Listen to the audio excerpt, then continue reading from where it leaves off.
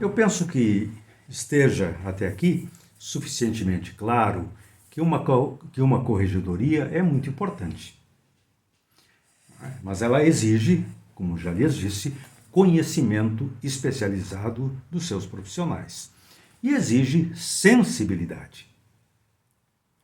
No sentido de não usar essa estrutura mecanicamente, como sendo um ato rotineiro que se pratica nos balcões dos ofícios públicos.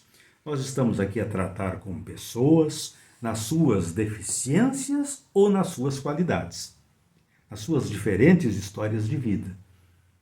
O círculo dessa matéria é o direito. Nós não trabalhamos aqui com áreas como contabilidade, como estatística. Nós trabalhamos aqui em um campo da ciência humana. O direito é uma ciência jurídica, humana e social.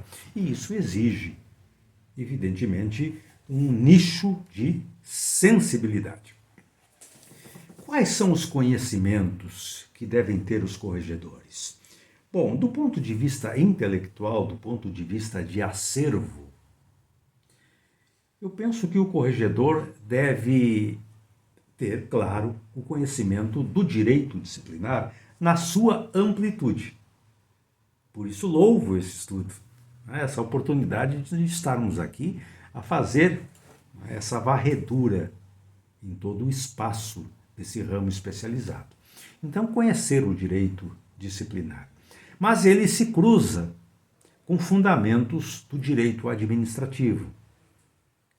O direito disciplinar cruza com princípios do direito penal e com princípios do processo penal. Por vezes passeia no Código de Processo Civil e no Código Civil. E depende também, por vezes, de uma boa percepção, de uma, poderia dizer, intuição, que no fundo, tem um intrínseco alicerce nas raízes da psicologia jurídica. Tratar com pessoas tem muito de psicologia. E, no caso, a psicologia aplicada no ambiente jurídico.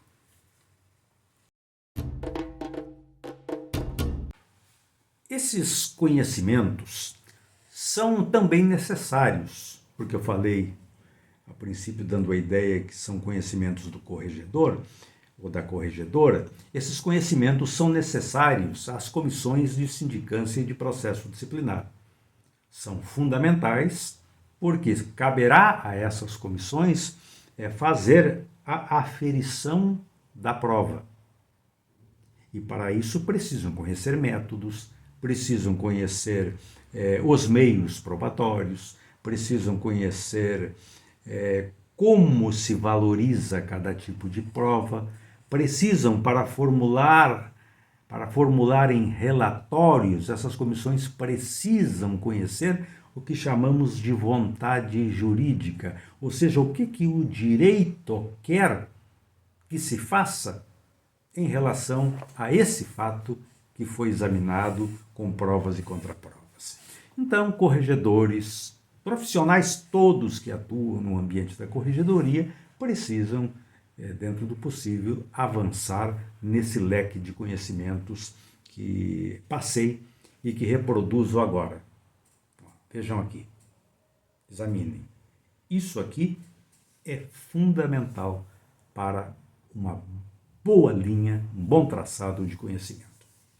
80% de uma sindicância e de um processo disciplinar dependem, eu diria, do domínio, se possível, dessas matérias.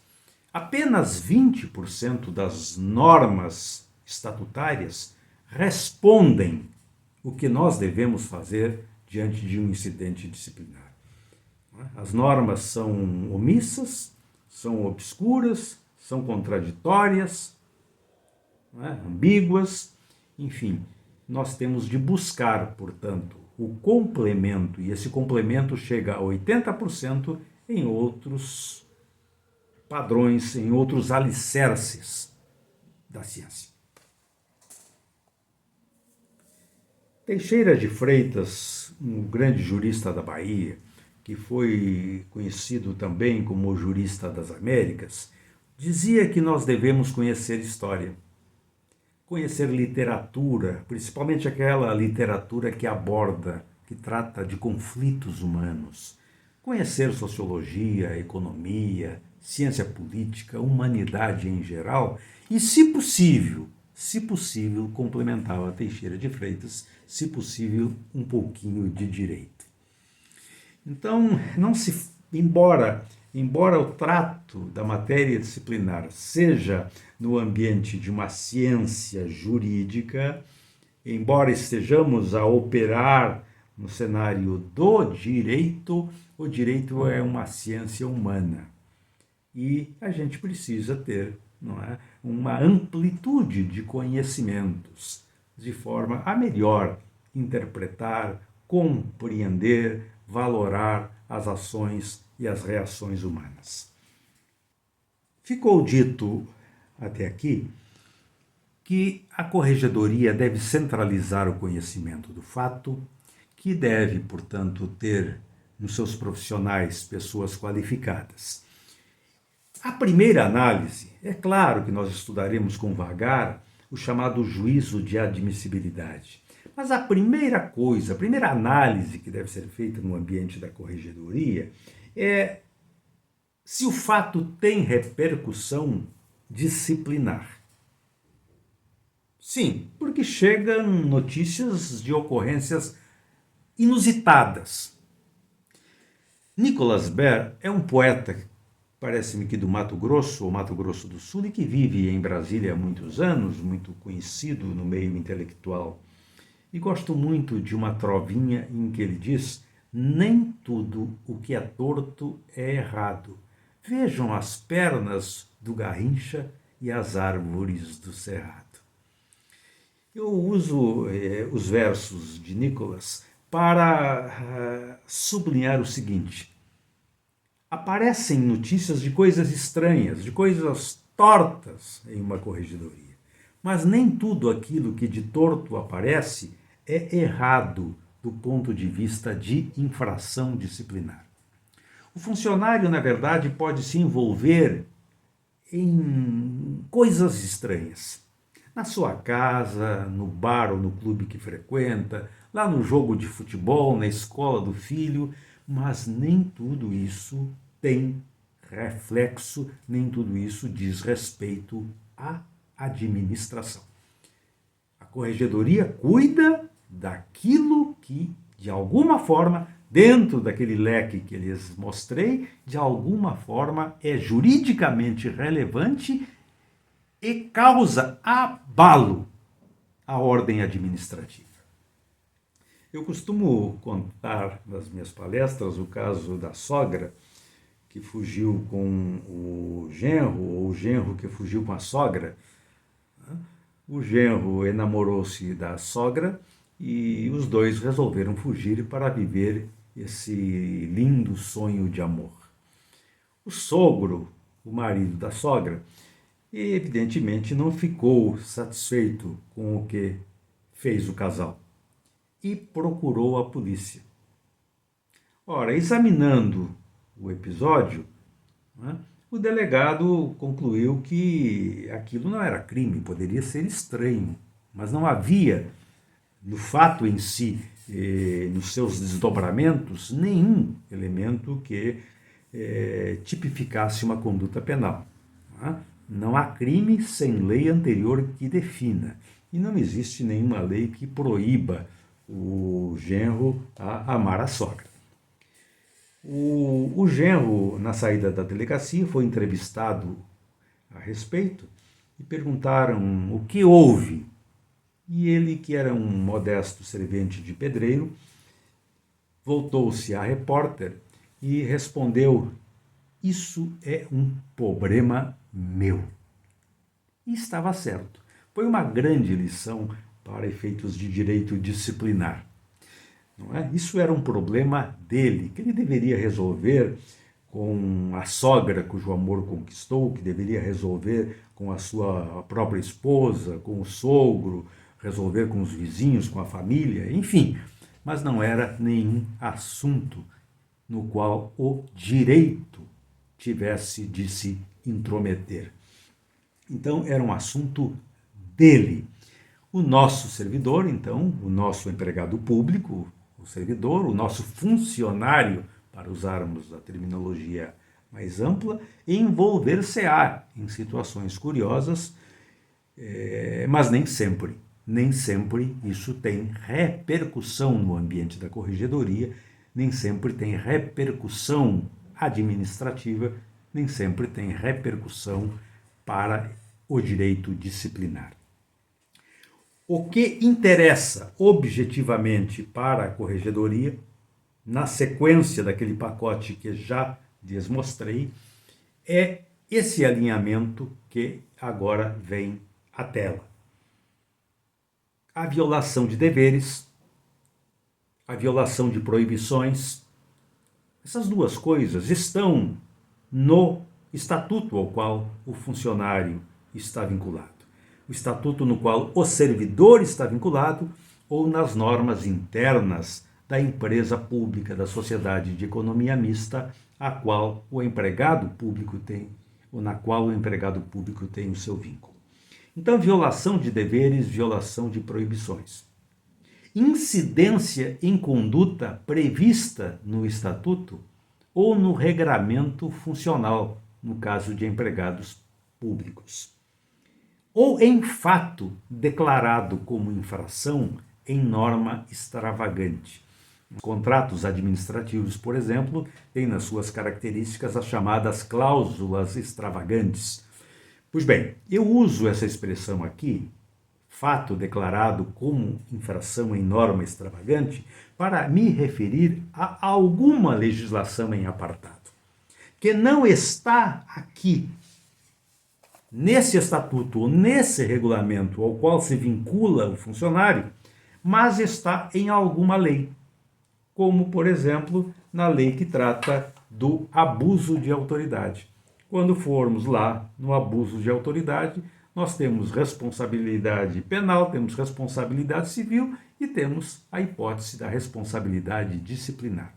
Então, por conta do princípio da legalidade, em algum lugar deve estar escrito que isto aqui é uma infração disciplinar, porque viola dever, viola proibição, incide em alguma conduta que está prevista no estatuto, como o abandono de cargo, como a improbidade administrativa, como o crime contra a administração pública, ou um fato declarado como tal em uma norma externa.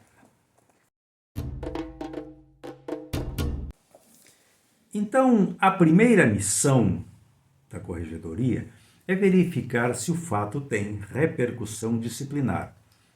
Isso estaria dentro de um juízo prévio de admissibilidade. Eu prefiro tratar do juízo de admissibilidade, propriamente dito, de uma maneira mais ampla e em momento separado. Mas isso não deixa de ser uma maneira de verificação prévia se esse fato pode ou não, tecnicamente, ser conhecido no ambiente de uma corregedoria. O fato pode se resumir, disse-lhes, a situação de erro, pode ser uma violação ética, que tem tratamento diferente, se resume estritamente a uma violação ética, pode ser uma questão particular. Há questões, evidentemente, há questões particulares que têm reflexo no cargo que o funcionário ocupa. Algumas carreiras, inclusive, trazem nos respectivos estatutos essa previsão, exatamente pela relevância social daquele cargo. Aquela pessoa ocupa uma posição de relevo na sociedade.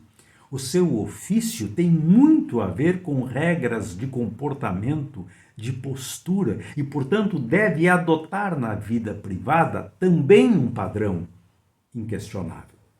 Isso está em determinados estatutos vinculados normalmente às carreiras de Estado. Para funcionários que não pertencem a essas carreiras, a previsão é genérica. Os estatutos dizem genericamente que são infrações disciplinares aquelas condutas praticadas no exercício do cargo ou com reflexo no cargo que desempenha. E aí a gente precisa ter aquilo que falei, sensibilidade. Sensibilidade para verificar se o que aconteceu no lado de fora tem ou não tem conexão com o cargo e o ofício desempenhado por aquele agente público.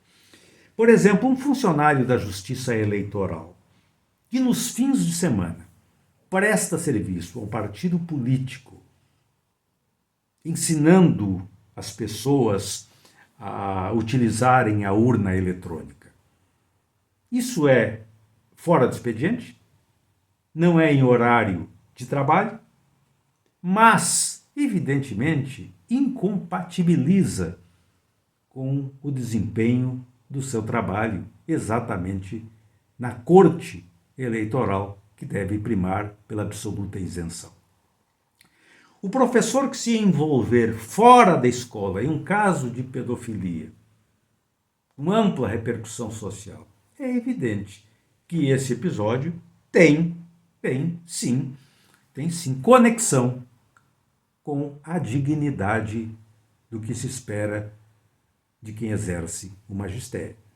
Então, percebam que há situações que conectam com o cargo público. É preciso, por vezes, um exercício de lógica para alcançar essa percepção. Eu tive um caso, por exemplo, em que um servidor, portanto, alguém vinculado ao serviço público por um estatuto próprio, um servidor estável, publicou um site no qual ele divulgava fotografias dos pés da sua esposa. Vejam, as relações humanas são assim. Aparecem as situações mais curiosas, né?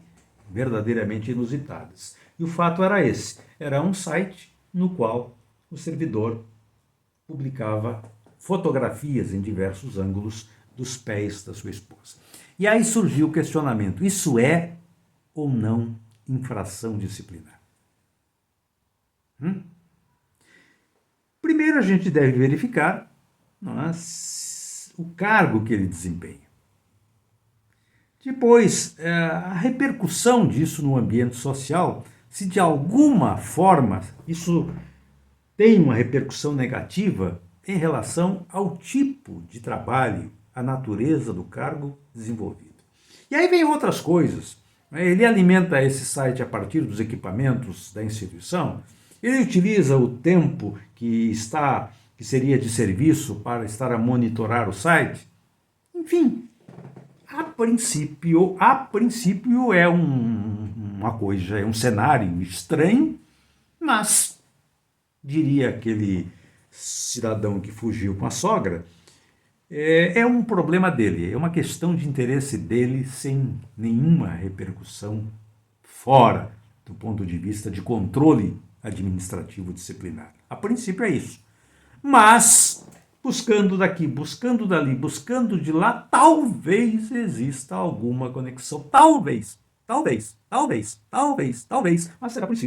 Mas será preciso, não é? Perquirir muito, pensar muito, refletir muito e justificar de onde e por onde a gente chegou a essa conexão. Trabalhar na corregedoria dentro desse ambiente de ser o centro das notícias de ocorrências disciplinares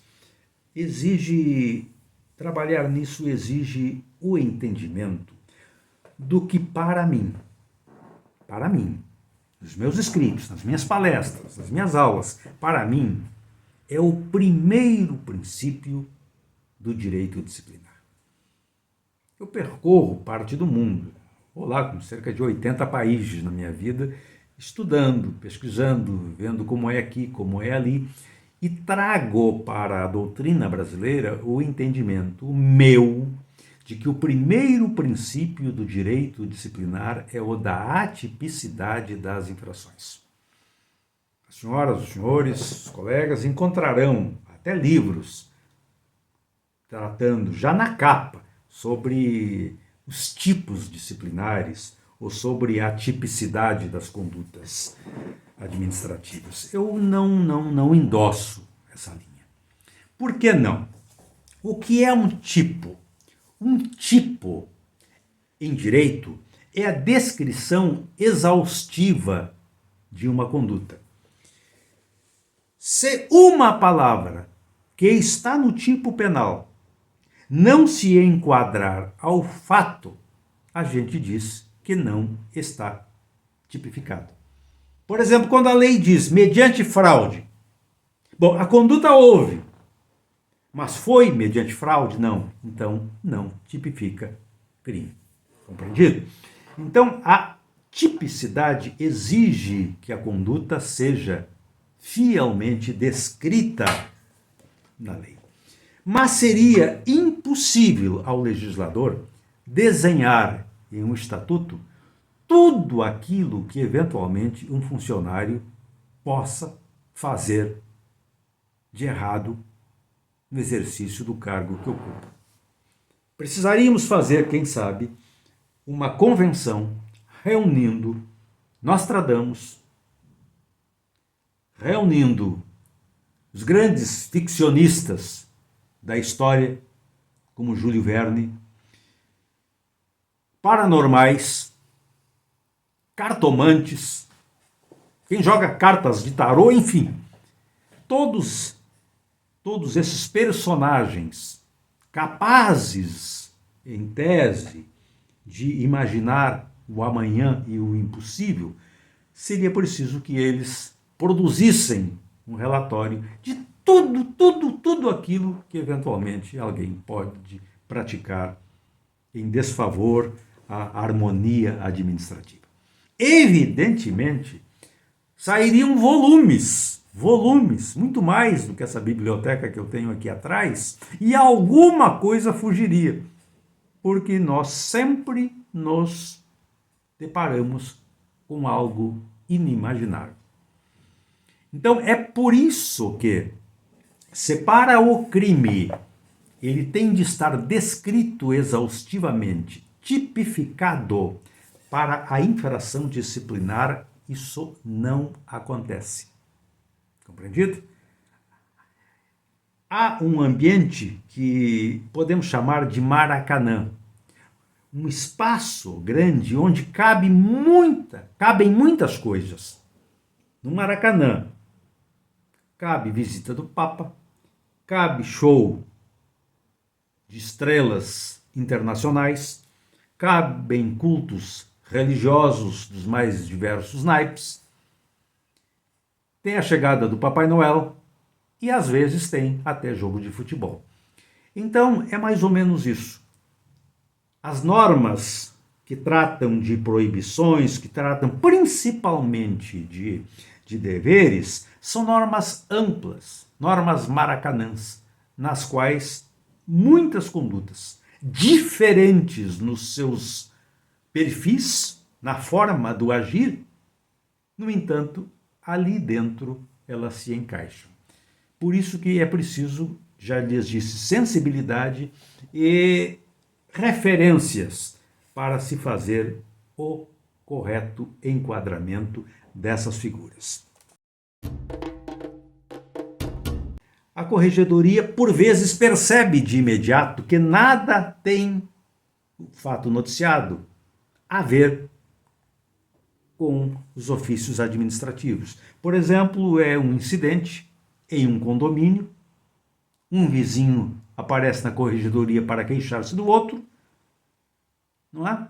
E, obviamente, verificando se aquilo é um problema de relação no condomínio e deve ser resolvido em outro espaço, não guarda nenhum nexo, direto ou indireto, com o exercício do cargo. Outras vezes nós temos dúvida. Há um fio de dúvida. E para isso, a corregedoria vale-se de 2 expedientes, que estudaremos em separado: a averiguação e a investigação preliminar. São coisas que estão aí, muito, muito, muito mal trabalhadas, e que nós examinaremos com paciência, com parcimônia, para verificarmos quando e como fazer, a fim de que uma averiguação ou uma investigação preliminar não se transforme em uma complexa sindicância. Esses são expedientes céleres, rápidos, breves, para verificar-se se há ou não razoabilidade naquilo que se diz.